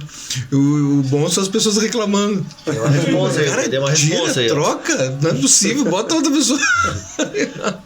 Vai lá, Janzito. Conta a piada aí pra gente. Vai, mas é um a expectativa tá lá em cima, hein? É um compadre de cachoeira, né? É. É uma história dele, né, cara? Que ele tava contando lá, né? Chegou em casa, né? E falou pra patroa: patroa, estamos com problema na empresa. Tô com problema na empresa. Tá complicado. Aí a patroa: nós estamos com problema. Porque eu tô contigo, não abro, tô sempre do teu lado, pro que der e vier. Então, nós estamos com problema.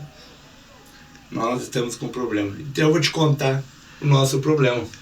Então, conta aí. É a secretária. Mas o que tem a secretária? Ela está grávida de nós dois. Ô, compadre, ele saiu bem dessa aí, né?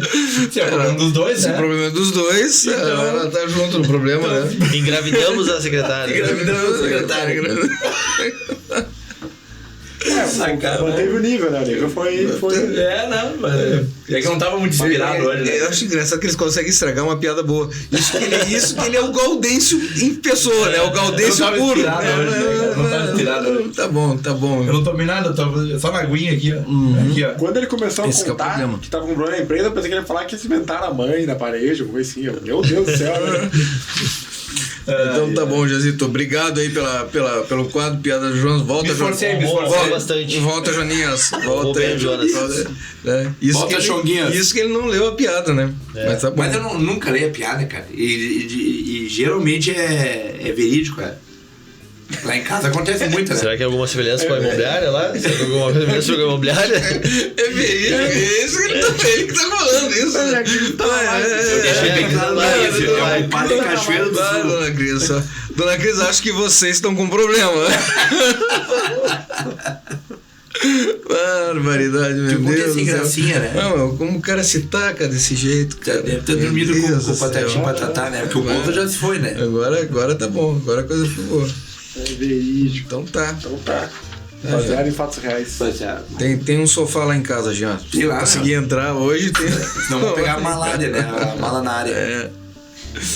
Então, pessoal, caminhamos aí pra fase final do programa. É bem interessante o que a gente tava conversando da questão, falando bastante, né, da área do esporte, né? E dos nossos problemas, né? Exatamente. E tem muita relação. Acho que abre o caminho pra gente pensar muitas coisas, né? O desenvolvimento até foi comentado no no penúltimo episódio ali no segundo episódio com o Marcelo Tavares, que a necessidade do corretor investir em si. E quando a gente fala em investimento, muitas vezes a gente pensa em redes sociais, pensa em fazer cursos de coaching, pensa em participar de summits, né, de convenções e tal, pensa em investimento em roupa, em investimento em equipamento, ter um bom celular para fazer boas fotos, fazer boas filmagens, ter um bom notebook, enfim, carro, o que for. E às vezes a gente esquece de um investimento... Na aparência, né? Na aparência, como, né, de uma forma geral, né? E às vezes a gente esquece de um investimento extremamente importante, que é a nossa saúde física e a saúde mental, né? E a gente precisa muito da saúde mental no nosso mercado, por tudo que a gente falou já durante todos esses debates, né? Mas a questão de todas as oscilações que o nosso mercado tem, eu acho que eu costumo dizer que a maior qualidade, a maior característica que um corretor tem que ter é um equilíbrio emocional muito grande, para ele não sucumbir a todas essas nuances que a gente passa. E isso, às vezes a gente não pensa exatamente nessa questão do investimento no teu cérebro, na tua saúde mental, para que você possa fazer frente a tudo isso que está acontecendo. E tu adoece sem perceber. E assim... Adoece sem perceber. E a performance, né? A gente tava falando de performance, mas o próprio Marcelo Tavares contou um caso que ele teve, que ele lembra, olha só, como aquilo ficou marcado para ele. Ele era criança e ele foi com o tio dele num plantão, e o corretor identificou pelo sobrenome que o tio dele era parente de uma outra pessoa, e desencadeou no corretor uma reação que ele começou a falar, não, porque ele veio aqui, não comprou, viu um monte de imóveis, não sei quem, e acabou não comprando nada e tal, não sei. E derrubou a venda dele, entendeu? E isso foi um gatilho. Na verdade, era uma pessoa que estava com aquilo reprimido, aquilo estava dentro dela, e quando aconteceu quando veio o nome ali, aquilo abriu, né? Então, a necessidade da gente estar preparado emocionalmente para poder reagir a todas essas coisas da melhor forma e não perder um outro atendimento, não perder uma outra venda, né? Potencializar aquilo, né? Tu que trabalha muito na área de locação e lida com muitas situações de frustração e de estresse do cliente que a gente tem que lidar, que a gente tem que resolver, problemas entre inquilino e proprietário e tal, né? A gente tem que estar muito bem preparado emocionalmente, às vezes para não levar para o pessoal, porque numa discussão, às vezes o cliente ele se torna bastante agressivo, porque ele está vivenciando toda uma situação, né? Às vezes a pessoa tá precisando se mudar, tá sem local para ir e deu um problema e não consegue pegar a chave e tal. E ele não vai pensar, ele não tem nada a ver com isso. Ele vai descarregar na primeira pessoa que tá na frente dele. Tem desculpa te interromper. Sim. Mas tem uma piada que aparece aí, volta e meia no Instagram, que é uma mulher que entra no mercado para reclamar que a compra dela na padaria tinha um fio de cabelo, né? Sei lá, no pão de queijo que ela comprou. E prontamente a moça atendente já se desculpou, já deu um vale para ela, se desculpou, já deu, né? Fez tudo certinho. E a mulher que foi reclamar, ela ficou extremamente decepcionada, porque ela queria discutir. Ela queria o confronto. Ela queria o confronto porque ela queria colocar para fora alguma coisa e ela encontrou naquilo uma coisa assim que eu trabalho também com empresários, com corretores. Eu sei que tu ia falar casais agora, quando tu falou de querer discutir com mulheres. Não ia voltar a piada. Né? Mas assim, uma coisa que eu percebo assim, bem interessante, que cabe bem a vocês, toda a situação de estresse que acaba com o cliente, se tu manter a tua postura, se tu não entrar na discussão, aquele cliente vai fidelizar e vai falar bem de vocês para um monte de gente. Eu digo muito isso para a equipe lá, né? Acho que ganha mais, né? O cliente aí, né? É uma oportunidade. Um momento de crise, se tu se manter, é uma baita oportunidade. Problema sempre tem, independente se é na auxiliadora, na qualquer imobiliária. Como a gente trata eles é o que vai fazer a gente ser diferente, né? E às vezes, depois que o cliente percebe que ele se excedeu e ele percebe o quão profissional vocês foram, ele vai reconhecer vocês. Sim. E uma das coisas que a gente também traz bastante, hoje em dia, muitos corretores reclamam de aplicativos, de inteligência artificial, de tecnologia, de venda direta e tal. Na verdade, a gente que está no mercado, a gente sabe que 95% das vendas tem situações de ajuste e de negociação e de entraves que tu precisa resolver. Então, esse tipo de operação que direto no aplicativo, que você consegue tudo resolver com uma inteligência artificial, com um computador, ela funciona muito bem quando a operação é toda padrão, quando não tem problema nenhum. O cara quer comprar, o outro quer vender, ele está disposto a pagar o preço que o cara quer fazer, o outro está disposto a aceitar aquele preço, o fluxo, a receber, a documentação está tudo ok, tudo certinho, basta tu colocar no computador, anexar e assinar um local, beleza, fantástico. Esse tipo de venda, realmente para esse tipo de venda, não precisa de um corretor, não precisa de um intermediário. Só que esse tipo de venda é 5% no mercado. A maioria das vendas, você precisa de alguém para poder acertar os pontos, identificar os problemas, mitigar os riscos, fazer toda a situação que o negócio possa ser final. Demanda. Exato, né? Para que a situação possa caminhar para um desfecho bom para os dois lados, né? Então eu falo para a equipe, não reclama dos problemas, não reclama das situações, porque é exatamente esse momento que tu pode mostrar a diferença tua para um profissional inferior. Se não tivesse problema, o meio eletrônico resolveria, entendeu? Tu não precisava estar ali. É que nem nas internações psiquiátricas, quando o paciente começa a ficar bem, tá na hora de se despedir dele. Chega um outro paciente que tá com problemas. E as oportunidades estão nos problemas. A maior oportunidade estão nos problemas. É o trabalho, né? Onde que tu vai receber. Tu tá ali para receber aquele problema. Exatamente. Só tu não pode transferir para tua vida particular. E para ti não receber tudo essa carga, tem que ter uma vida muito bem equilibrada, que foi o que a gente falou aqui, né? Exatamente. E muitas vezes tu não tá bem em casa, né? E daí transfere também, né? E antigamente tinha mais uma ideia de que tu era uma pessoa fora de casa, na empresa tu era outra, né? Mas acho que hoje cada vez mais se entende que que o jogador também não é um ser só dentro das quatro linhas, tem toda uma história dele por trás também. E até porque hoje em dia, antigamente tu tinha mais aquela questão de seguinte, eu vou para o trabalho. E aí tu ia, se deslocava, chegava no trabalho, tu sentava na tua mesa e começava a trabalhar. Acabava o teu expediente, tu fechava tuas coisas e tu ia para casa. Hoje não existe mais isso. Hoje tudo está entrelaçado, porque tu tem o celular, tu tem um bendito do WhatsApp, tu tem um monte de coisa que tu tá trabalhando o tempo inteiro e tá em contato com a família também o tempo inteiro. Tudo acontece ao mesmo tempo, né? Tudo tá tudo muito misturado. Então não tem mais como realmente ter esse tipo de aquela ideia do Batman, né? Que pra sair de casa ele tem que botar a armadura. Ele sai, depois ele chega, devolve a armadura e volta a ser outra casa. 80% do tempo que eu trabalho hoje é dentro de casa.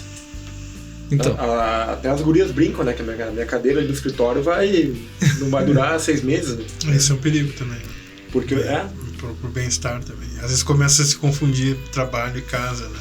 Eu sou um que eu não tenho. Eu não sei mais. Eu sou um eu tenho que sair de casa. Eu preciso sair.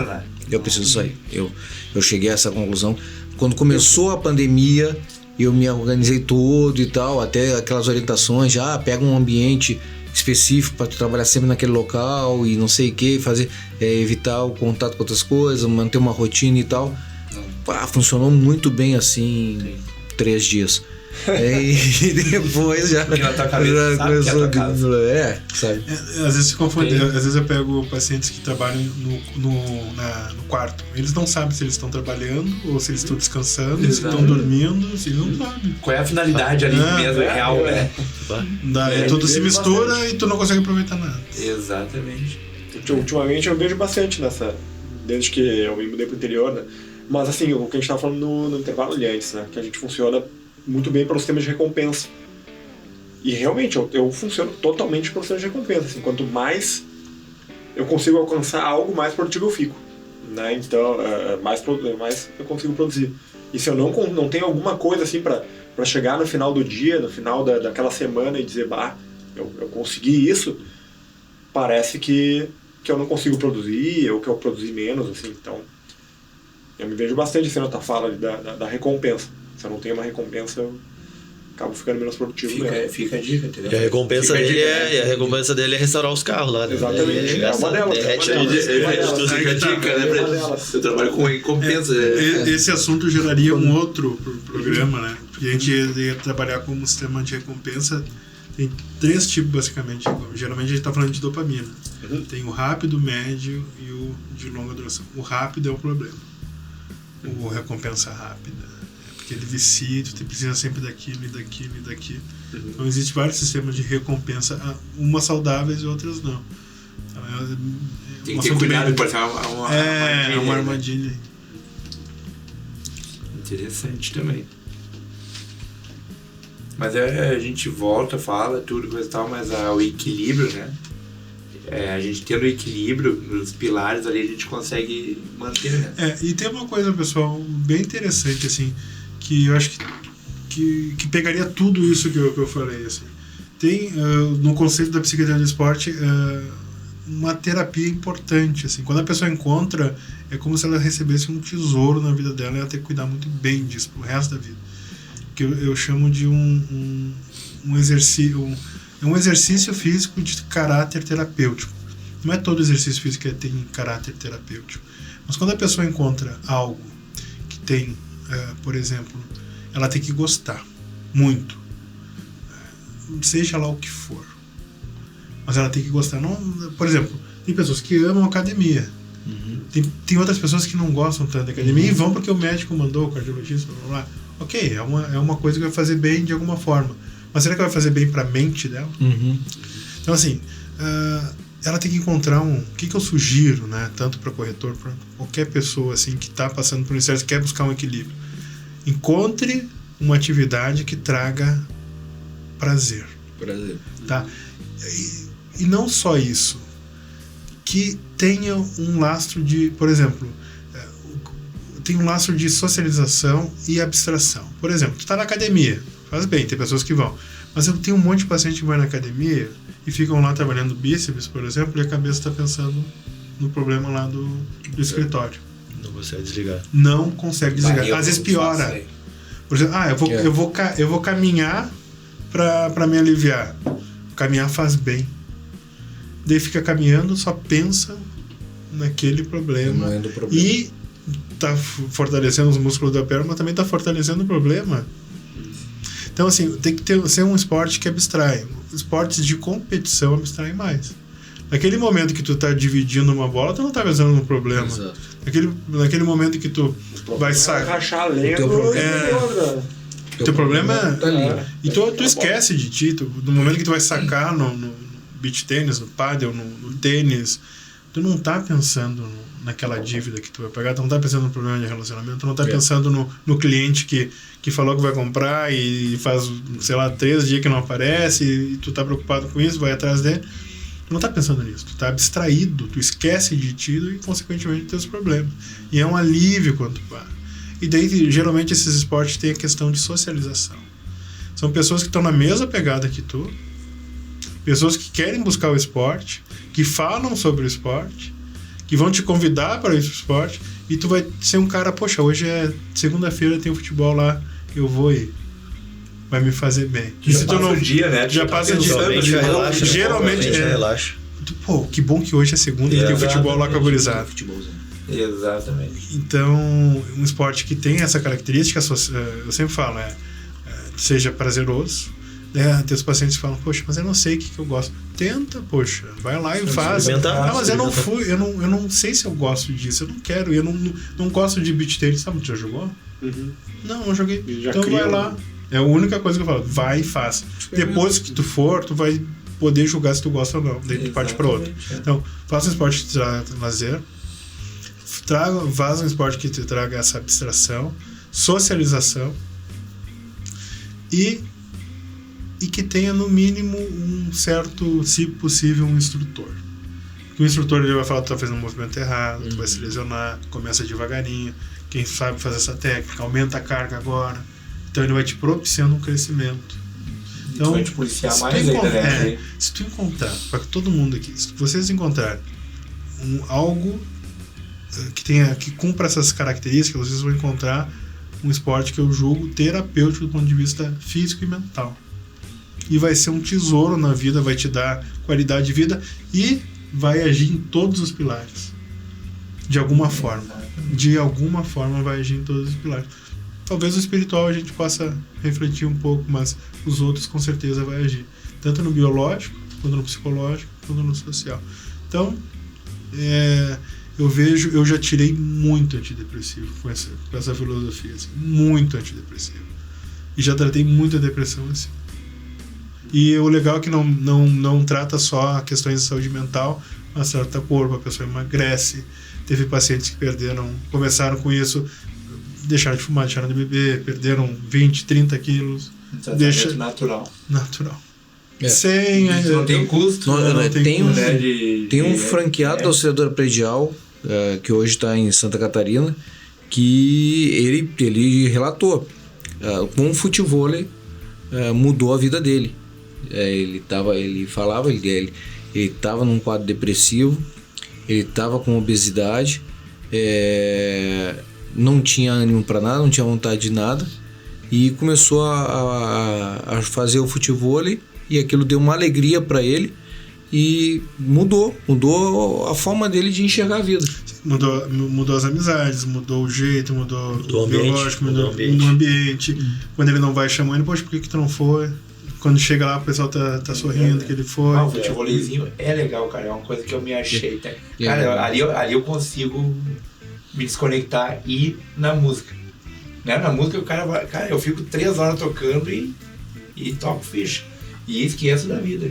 Porque quem brinca comigo é a patroa, né? Ele vai, mas vem cá, tu esqueceu de vir pra casa. Quando tu encontras algo assim, tu tem um compromisso de preservar aquilo na tua vida, e aquilo ali vai te tirar de várias crises. Exatamente. Até tô sentindo falta, né, dos ensaiozinhos. Faz tempo, a gente tem que voltar a ensaiar. E o futebol a treinar também. Tem que voltar a treinar. Futebol foi uma coisa que me fez um bem muito grande, muito grande. Eu sempre gostei de jogar bola, mas o futebol é diferente. Assim, o futebol ele me traz diversas coisas. Entre outras, eu fui criado no Rio de Janeiro, né? Eu sou gaúcho, mas fui criado no Rio. Então, assim, ele tem uma ligação com o Rio de Janeiro, a questão da areia e tal. O clima ali, né? Do ambiente, né? O ambiente, no caso. Tu chega a ter que, claro, fantasiar, porque o nosso clima aqui nos obriga a ficar jogando dentro de galpão, né, dentro de local fechado, mas o pé na areia, sabe, me traz muitas lembranças boas da infância, da adolescência e tal. Então eu viajo com isso, né, e me fez bem para o joelho também, porque reforçou minha musculatura do joelho. Hoje me permite jogar bola. Eu já tinha sido proibido, já não podia mais jogar bola por causa do joelho. Voltei a jogar sem sentir dor no joelho por causa do futebol. Então é um esporte que eu gosto muito. Mas é isso que o Nicola falou. Achar o que tu gosta, né? O que te dá prazer, né? O que te faz sair do pensamento das coisas do teu cotidiano. Vou marcar um pra nós, então, mano. Depois desse relato aí, eu vou marcar pra vocês jogarem. Marca que eu vou lá dar. Vai tá aí. Mas sabe, né? Aquela coisa, né? Sem levar celular, ou pelo menos desligar o celular na hora da apresentação, porque senão... Pegar o celular só pra tirar fotinho. Mas então, gente, chegamos ao final e eu queria agradecer ao Dr. Roberto Nicola aí por ter passado esse tempo conosco aí, ter dividido o conhecimento. Nos aturados aí, pedir desculpa pela piada do Jean, né? Mas obrigado, doutor. Obrigado por ter vindo. Eu que agradeço, pessoal. Foi um prazer aqui estar com vocês esse período aqui, falar sobre um assunto que faz parte da minha rotina e que eu acho que tem que ser falado, né? Porque saúde e bem-estar. Saúde mental, né?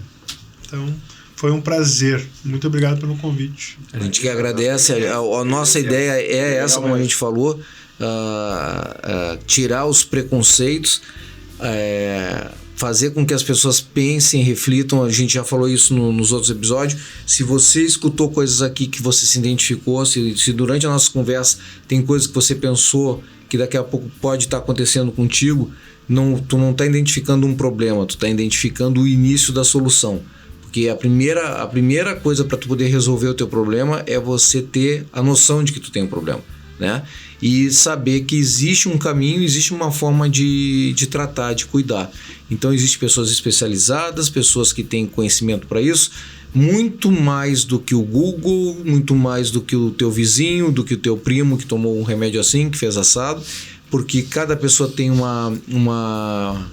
um DNA, tem um histórico de vida, e então esses especialistas é que vão ter condições de te analisando, poder te indicar o melhor caminho aí para que você possa superar qualquer coisa que possa ter, desde as mais graves até as não tão graves, né?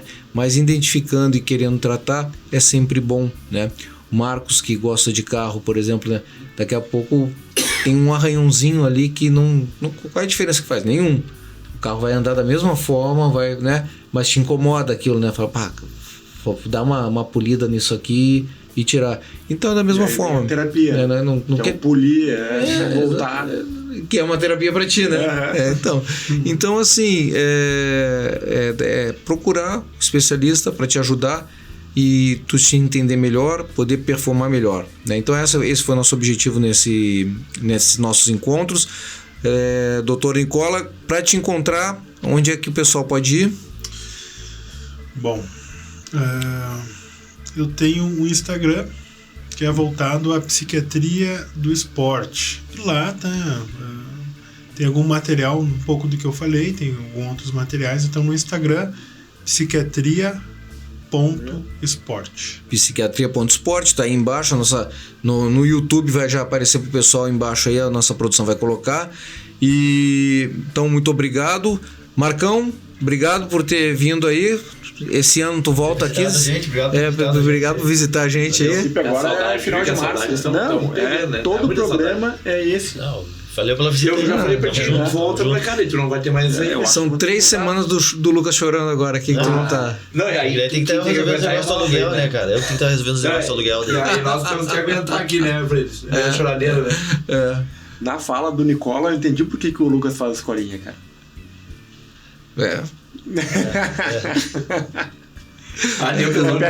Piada interna. O Lucas faz escolinha de futebol. Ele tá indo muito bem. Ele já aprendeu a bater lateral, né? E na prova teórica, prova de impedimento, ele. No futsal. Eles ficam com ciúme porque o meu desempenho é alto nível, cara. Daí eles ficam, vem lá jogar bola. Não vou se for de plotzinho de vocês aí, riscando machucar ainda, tá louco? Não tem de pau. É que ele chega no futebol, não tem cone. Ele fala, o que eu faço? Não tenho os cone aqui, eu vou correr pra onde e tal. Não tem cone, que vale. Luquinhas, obrigado aí, Lucas. Valeu, gente. Valeu, doutor Nicola aí pelo papo aí, pela conversa, né? Agregou bastante aí pra nós e acredito que pra muita gente aí.